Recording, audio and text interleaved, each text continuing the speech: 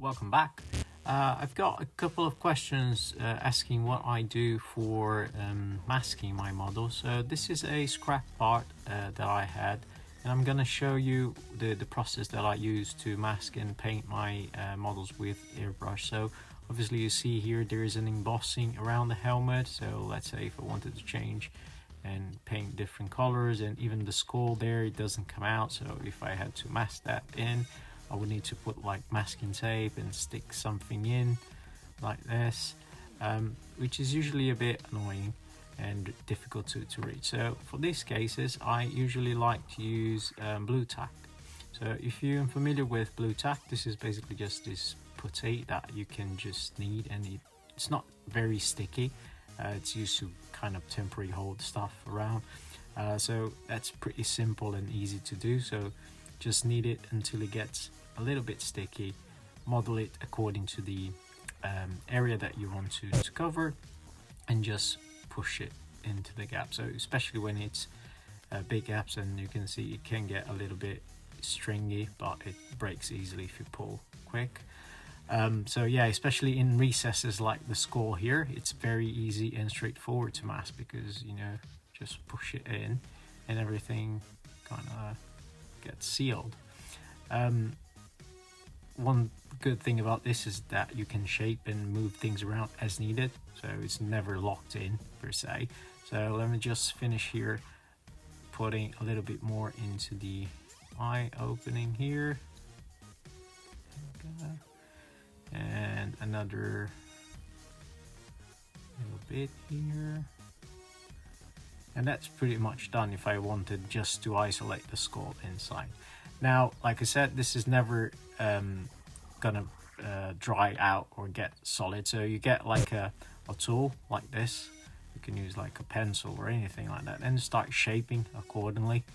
So see here, there's a little kink in there, and even here, I'm not sure if you can see in the camera, you see I've pushed it outward a little bit. So just easy push it in, and you start shaping it, so you can draw very sharp lines, as I'm doing here with the tool, pushing against the line, and you will have a very perfect seal around the eyes there. Doing a little bit here, and yeah, the idea is that you do all around. I'm not going to bother too much because I'm going to show another trick that I use using normal masking tape, so it doesn't matter too much. That is mainly to close the main gap. So I'm using a normal masking tape. See, this one's even unbranded. I got it at a pound store. So usually what I do is I get my blade and run through close to the edge, so I get a very thin strip just like that. And the reason I do that is because it's easier to follow the contours. And you see there's pros and cons. You need thin lines, and sometimes you need a bit thicker one. So I usually like to do that in the normal masking tape roll, and I'll have best of both worlds. So here, for example, you can start bending around, and obviously this model is a bit tricky in here. There's a lot of details, but you can see kind of bends around it to the outer edge there. I'm not going to use it here. I'll show you another trick that I do, but here at the bottom, for example, it's a bit flatter. It's a lot easier to do that, and it follows the curve nicely, you can see. So all you gotta do is to press and squeeze in. Rub it with your fingers very closely, and make sure everything is sticking out. Very important, every time you do masking, make sure you seal the colors behind, because if it bleeds or if anything goes wrong, you better off have that sealed surface, so you can fix that one later. Here I'm gonna use another piece, and I'll show you what do I do to follow the complicated contours. So as you can see, the helmet has a little detail here at the side, see here. So I basically mask over the whole thing, just kind of over masking it, and then with my tool you just push it against the edges, so you can mark, and then obviously you're gonna cut that later on. So again, grab your tool, Make sure you have some pressure in there to make sure everything is well stuck to the paint. And here where we have the little contour, you just press against it so you see you can mark it. And all you gotta do is come with a sharp blade, make sure it's sharp, and just cut the excess. This way you're always gonna have very thin lines as well. Take it off.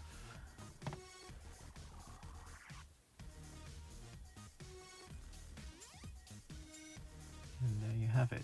Sometimes you have this little annoying corners, like this one wasn't sharp enough to cut, so just make sure you go around the whole thing. It is a process that takes time and patience, so take your time, make sure you have the best, because this is definitely going to make the difference once you start painting it. So I'm going to go around in a quick accelerated time lapse here, but basically I've just done everything that I've shown you, cutting all the excesses, taping against the edges, making sure we covered everything, and start using the methods that I've just talked you through.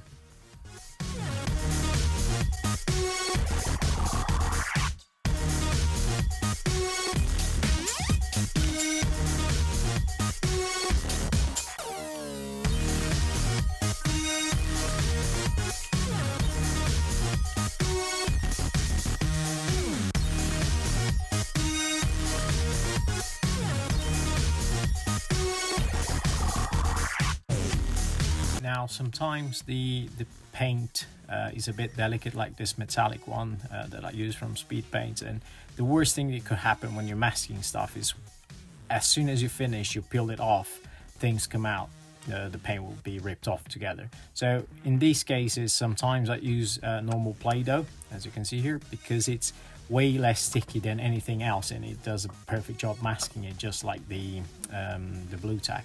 But it doesn't, because it's not sticky at all, it's so easy to remove, and I'm gonna make sure I'm not gonna rip it apart once I remove the masking. So all I need to do is to flatten that out. You can use a can of spray like I'm doing it here, or anything else that's in a round shape, like you would play with Play-Doh itself. They usually have their own too, so make it flat, make it wide enough to cover the area you want to mask.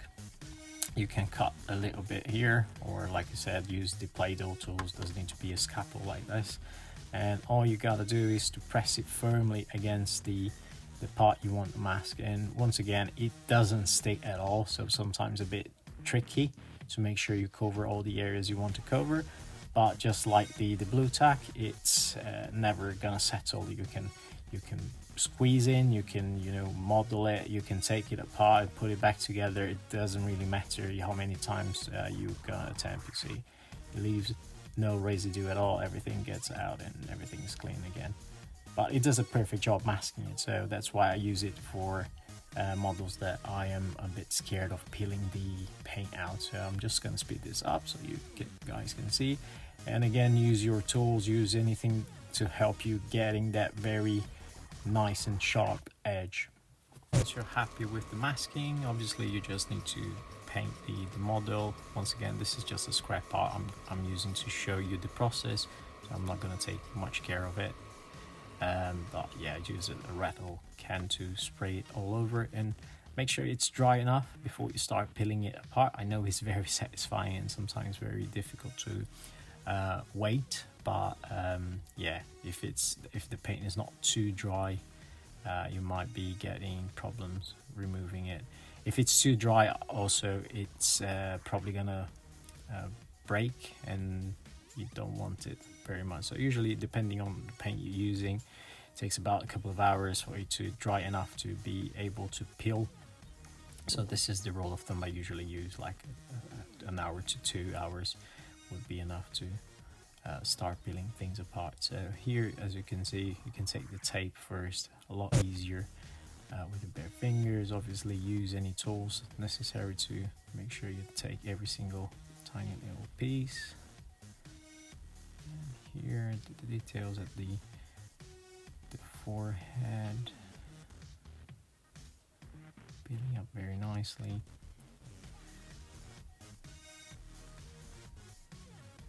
And you can see it gets a very satisfying result.